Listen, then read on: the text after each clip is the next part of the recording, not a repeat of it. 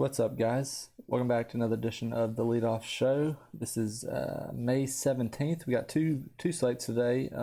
5-game afternoon slate starting at 2:10 Central, 3:10 Eastern, and normal, just main slate, night slate, 6:07 Central, 7:07 Eastern. Looks like a 7-gamer. So we're gonna go through both of them, just break down everything I'm seeing, give some thoughts. I kind of talked about it last Thursday, but I really do like these small slates. Really just like one small pivot is all you really need to have a good day. So actually, I'm really excited about this small slate. Look like the contests were pretty good. But with that being said, let's go ahead and get started because we do have a lot to go through today. The first slate here, 5-game slate. Like I said, these first 2 games are the only 2 on the weather page that are on our slate so far. Don't like any issues though. Potential delay in cores. We don't care about that. We're not playing the pitchers anyway. But they'll be able to finish, so no worries there. And then warm winds blowing out in LA. So might make playing Sunny Gray a little bit worrisome. But we'll go through that here in a minute. Let's go ahead and filter. I wish we had this Pirates Tigers game on our slate, but we do not. I feel like Erod's been a monster lately. I wouldn't mind going with him, but all right, these are our slates or our games. Of course, we get cores right off the bat, so we can go ahead and break it down. Cores disappointed last night. I think it had like 4 total runs or something. I mean, that just happens sometimes. That's baseball. I ended up pivoting off Cincinnati just because I was kind of drawn dead after the early games. But I didn't cash. I went to cash with Cincinnati, and I didn't cash after I swapped to San Diego. So it is what it is. But cores, we know what to expect here. It's 77 degrees. So I mean, they'll be high owned again for good reason. But we got Graham Ashcraft, 8.1K versus Austin Gomber, 6.1K, 11.5 total here. Even money right now on this game. For Ashcraft, he has a long leash, but we're just not. The only pitchers we'll ever consider here are just massive strikeout pitchers in cores.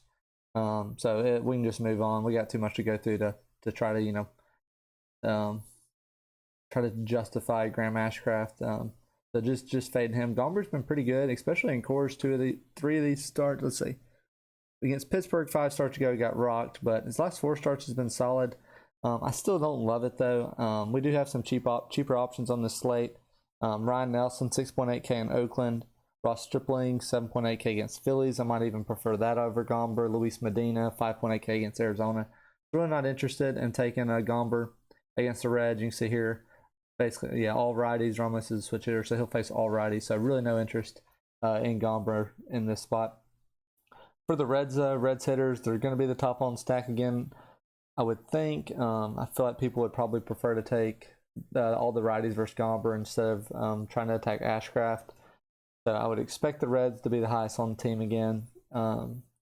So if you go there, so we have Darvish as the top pitcher on the slate. He's facing Kansas City. Sonny Gray's facing the Dodgers at pretty similar price point, but will be obviously basically unowned. Looks like Gray's even more expensive, 600. So if you go Reds, maybe you have to go Sonny Gray or something like that. But we'll kind of talk about pivots as we go. Like we said, if between the 2 pitchers and the 2 biggest stacks, between those 4, you can maybe get off 2 of those things. You should be pretty good. So obviously the Reds are in a great spot. But we'll see if we can find some pivots or something around that. If you do build the Reds, like I always say, I would try to just kind of get different within. Will Myers is super cheap. I like him versus lefty. And then really any of these top 5 hitters I like as well. On the Rocky side, I don't mind taking them against Ashcraft. I hope they come in a little under-owned. They're just as capable of putting up runs here. Without Cron, though, this lineup is a little bit weaker. So I do like some of these lefties. Bryant has terrible numbers against righties so far this year. Looks like Ashcraft is actually much worse versus righties, though. Actually pretty good at limiting power versus lefties.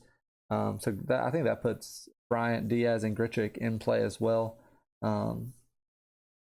I'm looking more here like the middle of the order. I think from Bryant to Grichuk, Bryant, McMahon, Diaz, Moustakas, Grichuk is maybe where I have most interest, maybe kind of in the middle of the order. Blackman's price, I'd rather just pay up for. I'd rather just pay for Bryant or something, or pay for Grichuk at a cheaper price. Yeah, kind of hard to do order for the Rockies. Is where I like, but they'll probably be, if not as owned as the Reds, I mean, we're right behind them. So keep that in mind while you're building. Our next game, we got Twins Dodgers, 3.89 total for the Twins, 4.61 for the Dodgers. Sonny Gray, 10.8K versus Dustin May, 9.2. Like we talked about at the beginning, this is 71 degrees, wind blowing out, so a little bit bump to hitters here. Sonny Gray's been really good so far this year. Strikeouts are, over what we would expect from him, probably over, career average. But this is just such a low strikeout team. We've seen it even last night, overpitched well against them, but I don't think he had many strikeouts. Yeah, so yeah, 26%. He's getting up there. But yeah, look at these strikeout rates, pretty low. Really, Outman's kind of the only guy you can attack. Outman and Muncy, but Muncy, is liable to take Gray deep twice here in this spot. So Gray is just a full pivot off Darvish. I would prefer Darvish straight up, really without much hesitation. And so it would just be a kind of a tournament flyer at best. On the other side, Dustin May, 9.2K. We don't have a lot of interest in Dustin May. He's kind of a low strikeout pitcher as well. Yeah, under 20%. So really don't have a lot of interest in him. We've seen the Twins play really well the last few days. Their strikeout rates are high, but they do come with some power. Gallo 36%, but he still has a high walk rate, high ISO, so he can do some damage. It is funny seeing him bat leadoff though. But I probably don't have interest in May either. If it came down to it, if I had to get off Darvish between Gray and Dustin May, I guess I would go Dustin May. He probably, I would expect him to be. He's more likely in like the 15 to 20 point range, but Gray might have more like 25 to 30 point upside. But he's also liable, to get 5 or less. So these guys definitely come with some risk. But if I can help it, I'll probably just go Darvish with one of these cheap guys. Darvish might be in play, but we'll just have to see, I guess, what hitters we end up with. On the batters in this game, these pitchers are good enough where we kind of don't want really a lot of bats. See if May has any splits here that we can attack. Yeah, pretty low ISO numbers for May. Just kind of a contact pitcher. So that's why don't necessarily like him to play, but we also kind of makes it tough to stack against him. Maybe just some one-offs here. Gallo and Kirilloff at the top would be my preference. Yeah, and then Polanco as well. I think mix and matching, maybe anywhere from 1 to 3 of the top 6 hitters, I'd be okay with. I think that should be pretty different. Probably won't, like I said, probably won't do a full stack. I could see May just going, 5 innings, 3 runs or something like that. 5 innings, 2 runs. So maybe just, one of the top 6 hitters is maybe where I'd end up, but probably not a full stack. On the Dodgers side, the prices are going to make it pretty tough to get a lot of the top bats.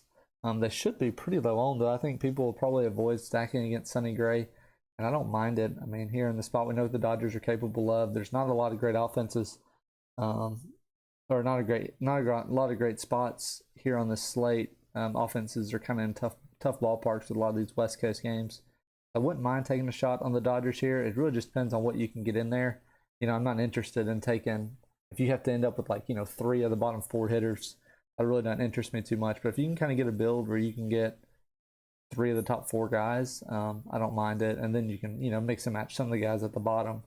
But I'd really like to get 3 of Betts, Freeman, Smith, Muncy, and then get your 2 from Vargas, Hayward, or something like that. I don't mind that. Over on the other side, Diamondbacks, A's. 5.03 total for the Diamondbacks, 3.97 for the A's. It's probably where our cheap SP2s come from. We got Ryan Nelson, 6.8K versus Luis Medina, 5.8K. I feel like Ryan Nelson will probably carry a good bit of ownership. He's just because he's facing the A's. It's not really anything that he's done. You say he hadn't even cracked 10 points since the middle of April. But here in the spot, like I said, last night there was a lefty against the A's, so we do prefer the lefties. the righties have been performing a little bit better against the A's, but the A's just hit. I mean, their bullpen and starting pitching are so bad that they'll end up with a bad record. But I don't have, going Nelson does scare me here in this spot. I just don't think he has. I mean, what's a good game for him if he gets 12, and you just hope he gets the win? I mean, but he still has to go 5 innings. So if he starts carrying a lot of ownership, I wouldn't mind getting off Nelson. Luis Medina on the other side. I feel like he at least has. He's certainly in play. I actually played him to start against Texas. I was holding my breath the whole time, but I did play him. He's similar to Nelson though, where the upside is just kind of tough. Looks like he was pitching in the bullpen, or that was spring. So he's really only made 2 starts this year, 5 and 6 innings against the Angels and Rangers though. So he has been out there against good teams.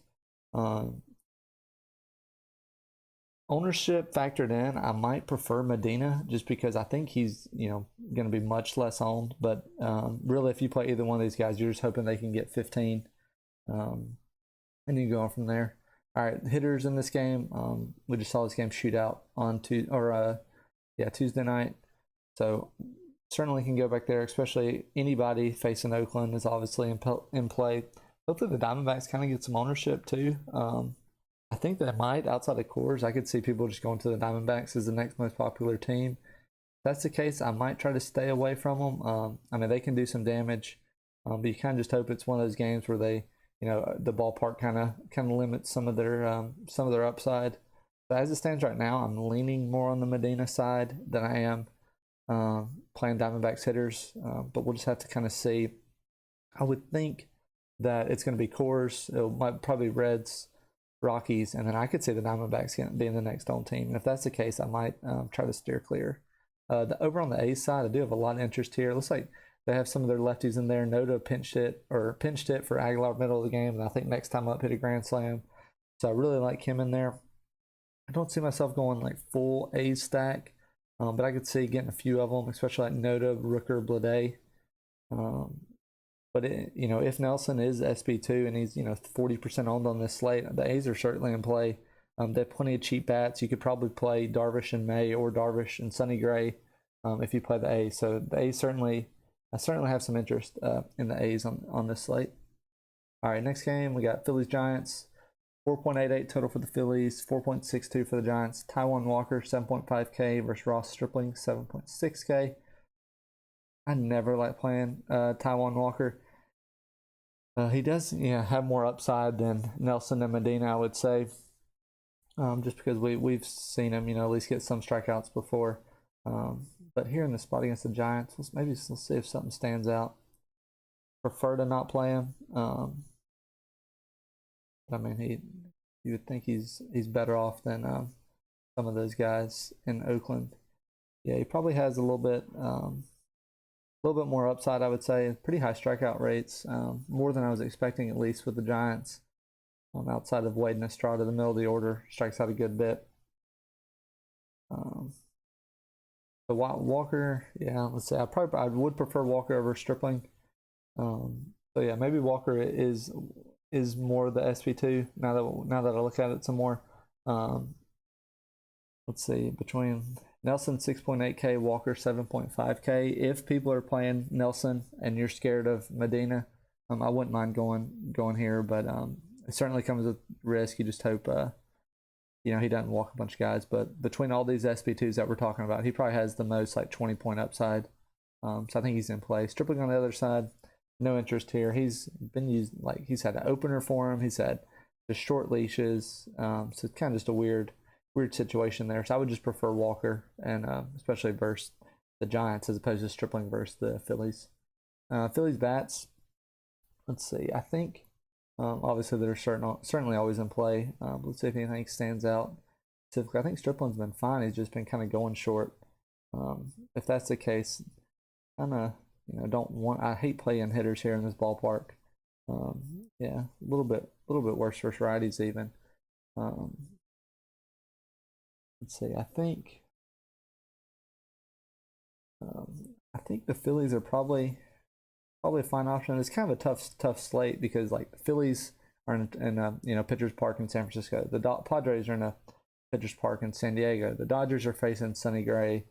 The Twins are facing Dustin May, so it's kind of a weird spot. Even the good offenses are in tough spots. I think after Coors, you can really go anywhere. So the biggest thing is the prices here with the Phillies. You're probably going to have to go Nelson or Medina. I feel like, or maybe even go like Darvish, Walker, Phillies with Taijuan Walker. Maybe you can make that work. If that's the case, if you can make it work, I don't mind the Phillies at all. Really, any of these guys are in play. I don't know. Stott got off the hot start, but kind of leveled out a little bit since then. But yeah, I think any of the Phillies are in play. If you can make it work, but maybe just play around with it and see what you can come up with. On the Giants side, we talked about that. I really just don't have any interest in them. They're going to pinch hit and do all kinds of weird stuff. So just no interest. I mean, Lamont Wade would be fine. Davis, Conforto would be fine. Haniger's been struggling. But I'm probably just going to pass on the Giants today, I think. All right, over on the other side, the next game, Royals, Padres. Don't have a team total out yet for this game, but it's Carlos Hernandez, 7.9K versus Yu Darvish, 10.2K. Hernandez, no shot. We play him. We can just move on. Darvish is going to be the top pitcher on the slate. I got sucked into the trap of playing Lugo last night after I swapped. He was just all over the place. It wasn't so much what the Royals did. It was more Lugo.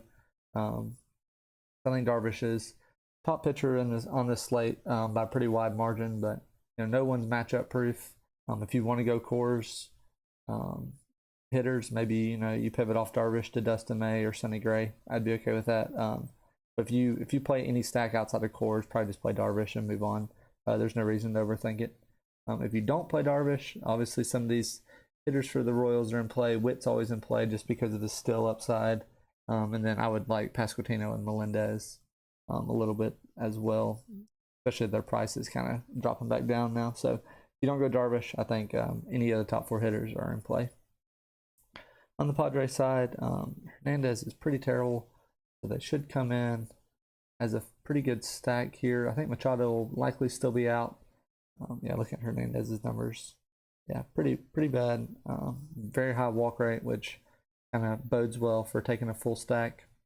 I don't like taking hitter or full stack in this park, just because it's just kind of a good pitcher's park. These prices are super cheap. I wouldn't mind getting like 2 of Carpenter, Odor, Kim. The Padres catcher situation has just been terrible all year. That neither one of the guys produce. If you need a cheap catcher, put Nola in there in your stack. But if you can, maybe get a mini stack of a catcher elsewhere, I wouldn't mind that on this slate. All right, recapping real quick. I think the pitcher SP1 for sure is Darvish. Pivots off that would be May and Sonny Gray, and I prefer them in that order. SP2s, I believe the main SP2 is Ryan Nelson.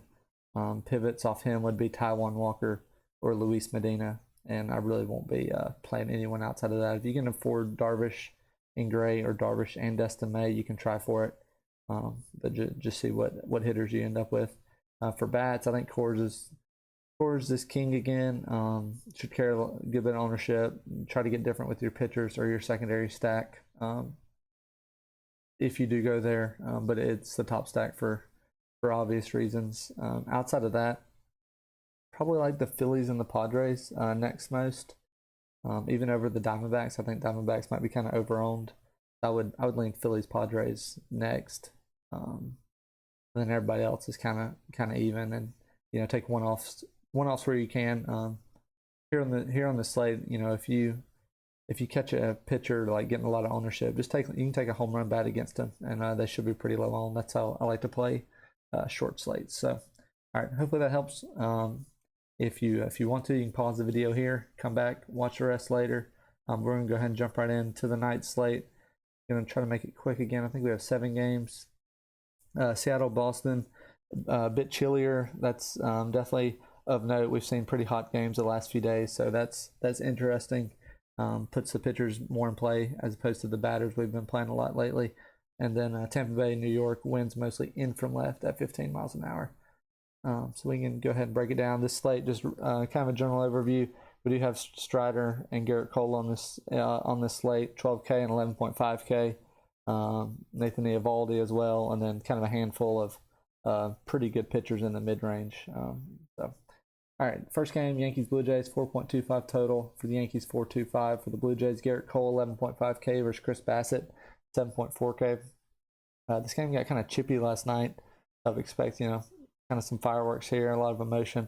But I'm just going to prefer Strider over Garrett Cole. I mean, that's really what it comes down to. I don't think you can afford both. Cole will be quarter of the ownership, maybe third of the ownership. So he's in play only for that reason. But just straight up, I prefer Strider. So this is, tough matchup for Cole. It is interesting, though. Vlad might be out. If that's the case, that is a bump to Cole. So I wouldn't fault you for going there at all if that's the pivot you choose to make. Bassett on the other side, I think, is our main SB2. Burns is 8.6K versus St. Louis. I think it'll probably be between those two guys. And maybe Bayo for your SB2. Bassett had a great start last game against Atlanta. I would not expect the same.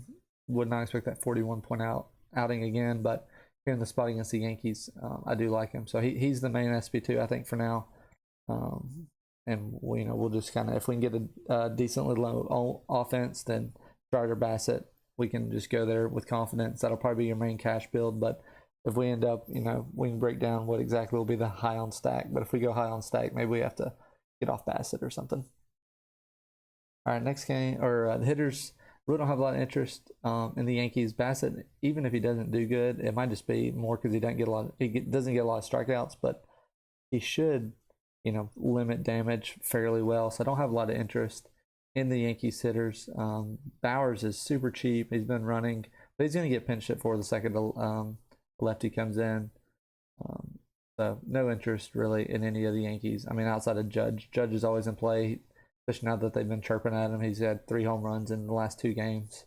So if you don't play Bassett and you just want to take one good leverage piece against him, I like Judge or Torres really at the top.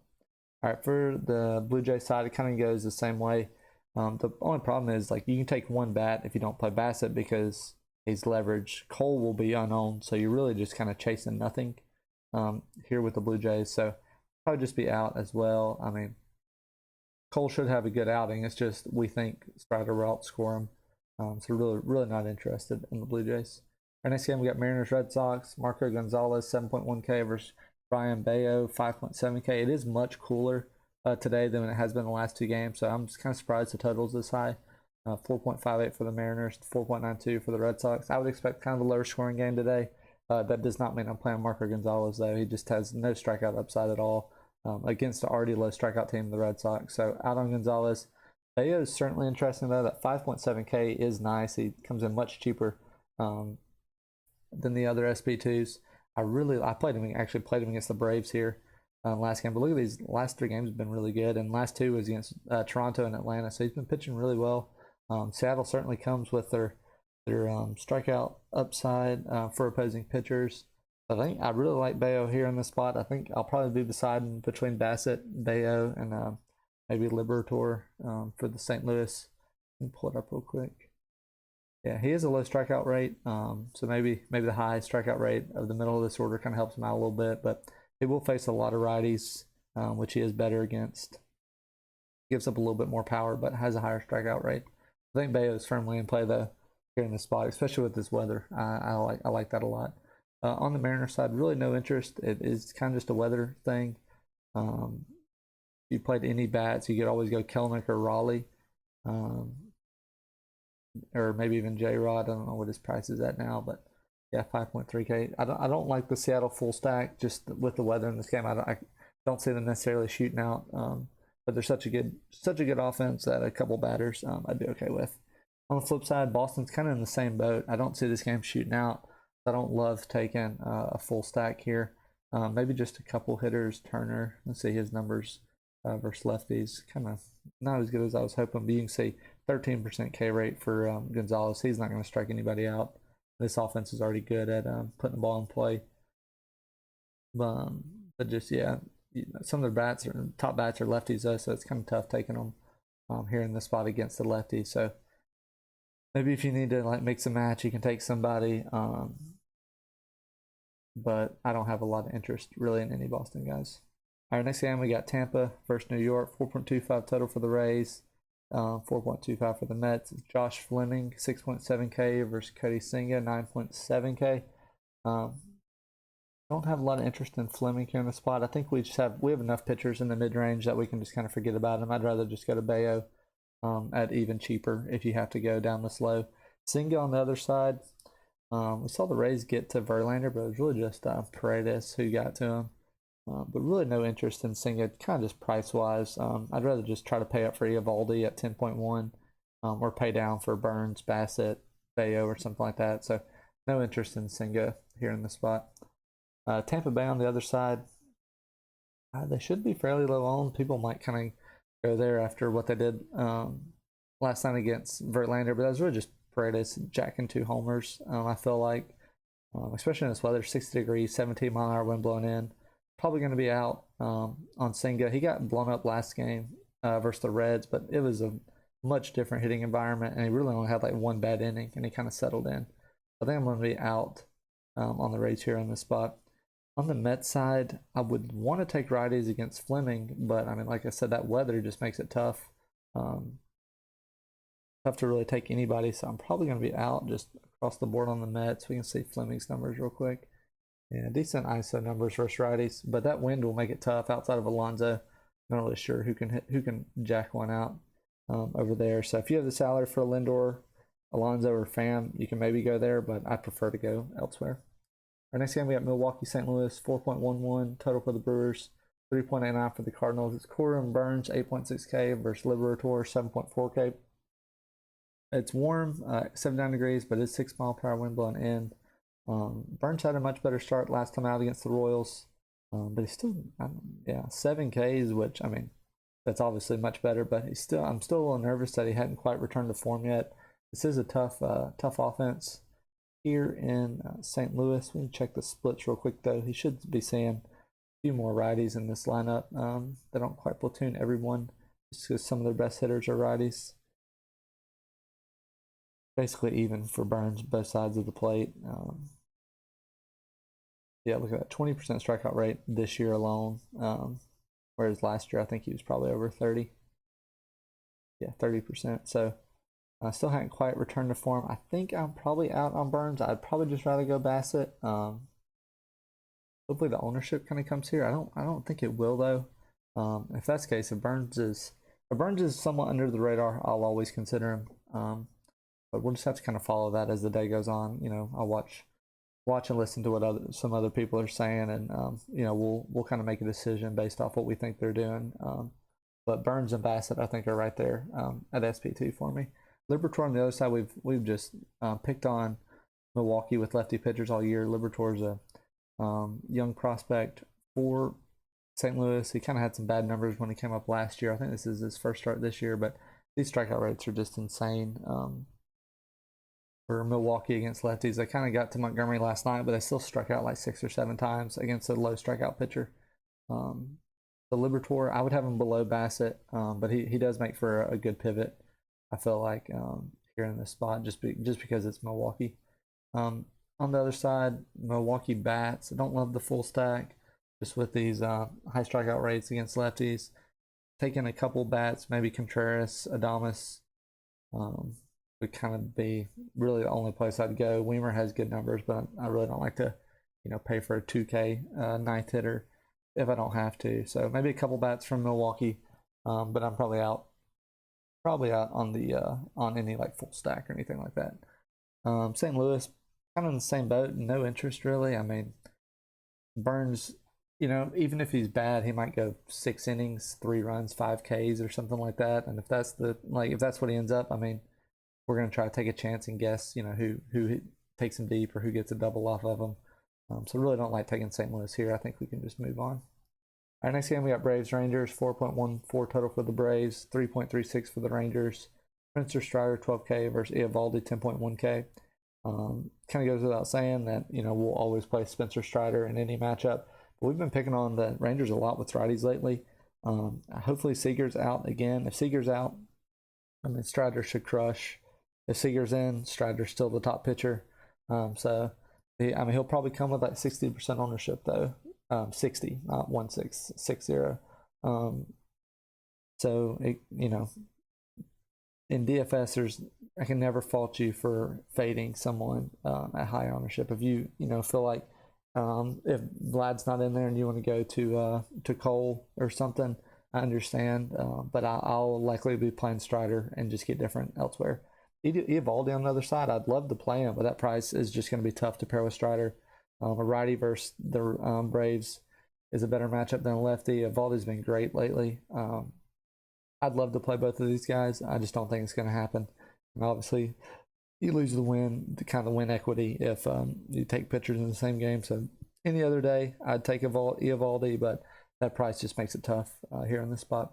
That being said, I really don't have any interest in the Braves. Eovaldi's been really good. The better hitters I would prefer to take versus a lefty. Olsen's the main lefty in there, but he's been kind of bad lately. Acuna's had home run, I think, like 3 straight days. So I could see him tagging Eovaldi for one again, but it's just kind of a low probability shot here on any Braves. So probably out on them. Yeah, we're really not getting leverage like we talked about the Blue Jays. No one's playing Eovaldi, so you're not like getting leverage against a pitcher by taking them. So probably just out on the Braves here on this spot.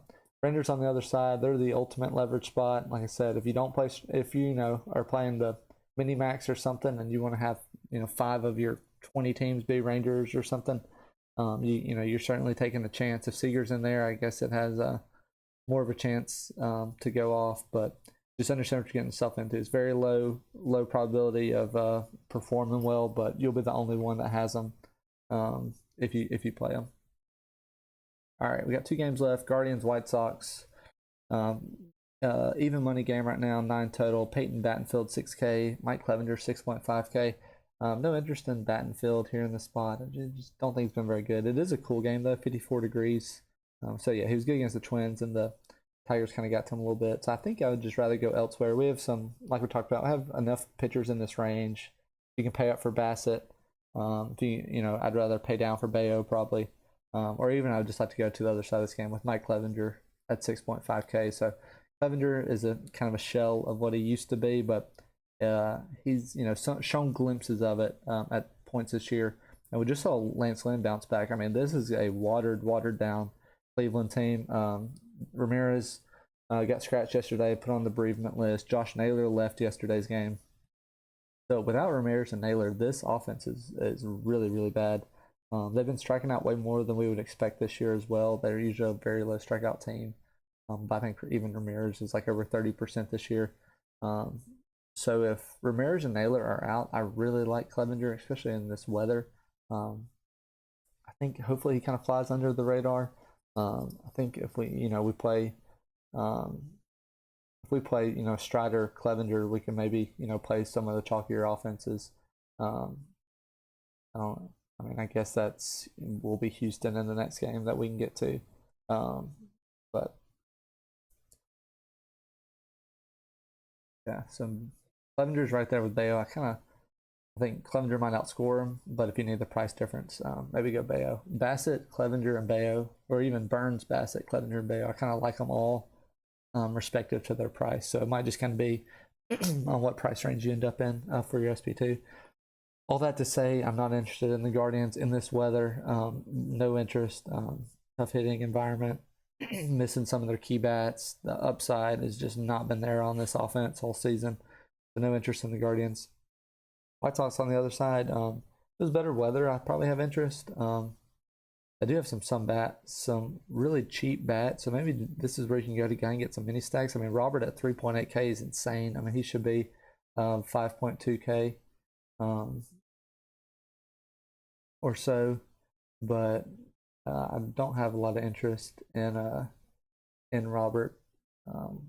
I do have interest in Robert, but maybe a full stack I don't think will kind of score that much. Maybe just go like Benintendi, Robert, Moncada if Moncada's back in there. I could see that. So our last game we got Cubs Astros, 3.79 total for the Cubs, 4.71 for the Astros. Drew Smiley 7.6K versus JP France 7.9K. Smiley, no interest here against the Astros. Just a lot of right-handed hitters. The only lefties are Alvarez and Tucker. So just no interest on Smiley. France on the other side is interesting. I feel like the Cubs are better against lefties. They have a lot of right-handed power. The strikeout rates are lower against righties, or sorry, against lefties. France, you can see only 16% strikeout rate against righties. So probably going to pass here in this spot and rather just go to Bassett or Burns or Clevenger or Bayo, one of those guys. I think we have plenty of SP2s to pick from. That I won't be taking France here. Cubs, they should be fairly low owned. I don't think a lot of people will go there. We just mentioned all the reasons. You know, they do have a lot of power against lefty, or sorry, France is a righty. All that to say he's a righty. Still no interest in France. So, but anyway, on the Cubs side, maybe just some one-offs here in this spot. They do have some pop. Mervis would be really cheap, like first baseman if you need one. He's a young stud for the Cubs. I think he took Javier deep last night, if I'm not mistaken. So maybe just Mervis. Probably out on any full stack in Chicago though. Houston on the other side, I feel like it's probably gonna be our highest on stack of the day. Just not a lot of offenses, and you know the weather's kind of bad too on this slate. So being inside in Houston probably makes them one of the higher on stacks. I think you know Dubon, Bregman, Alvarez, and Pena, Jolks or McCormick make for a good stack. We can kind of say I think McCormick crushes lefties, if I'm not mistaken. So yeah, I'm getting Smiley out of Wrigley Field. He just seems to love pitching in Wrigley. Yeah, Jolks and McCormick both really good numbers for lefties. So I think Houston's going to be your highest on stack. So if you go Strider, Bassett, Houston, that might be too high on. But if you can, you know, pivot off one of those things, maybe go Strider, Bayo, Houston, or Strider, Clevenger, Houston. I think that's firmly in play. All right, just to recap on the pitchers, I think the clear SP1 Strider is just matchup proof. You know, he's not impossible that he blows up, but even if he gives up 2 or 3 runs, you just hope his 8 to 10 strikeouts can still salvage 20 plus points. Pivots off that would be Eovaldi and Cole. They should be next to unowned. So if you want to pivot off Strider, do so at your own risk. But I think they'd be okay pivots. The SP2s, there's kind of a lot of them that we went through. Maybe just take if one's standing out to you. I don't blame you for taking your favorite. It'd be probably Bassett would be my top just because he's been really good. The Yankees lineup kind of better versus lefties. So I think Bassett's probably the main SP2. I do have interest in Bayo, Burns, and Clevenger, and then maybe Liberatore just behind them. So I think kind of if you go, like I said, Strider Bassett will be the main combination. But if you can get off Bassett to one of these other guys, you can pretty much play whatever stack you want. I think that top stack will be Houston for me. Hopefully they come in a little under-owned, but I feel like as the day goes on, people are gonna start jumping on this. Have so many cheap bats mixed in here that you can make a lot of pitchers work. Seattle might be kind of high owned. I'd hope they are because I'd be fine avoiding them here in this spot. But I could see maybe people still go to the Braves. But outside of Houston, I really don't have a lot of offenses I like. The more you look at it, maybe the White Sox, but that's just so cold. I hate taking hitters in that kind of environment. Maybe the Brewers, at least it's 80 degrees here in this game. So maybe that, Liberatore was bad last year, so maybe they kind of bounce back. So outside of Houston, there's really not a lot of stacks I like. I could see, yeah, it would be Houston 1, and then kind of a distant second would be White Sox, Brewers, Rays maybe, but really don't, or even Red Sox. So I might end up, the more I look at it, I might just have to get off Bassett so I can play Houston. But we'll kind of see as the day goes on and once lineups come out. So, all right, hope that helps. It's kind of 2 tough slates, kind of a lot of even stuff on both of them. Hopefully these videos help. Just like, comment, subscribe if you haven't yet. It helps me out a lot. And if you have any questions, just comment on this video, message me on Twitter, and I'll see you at the top.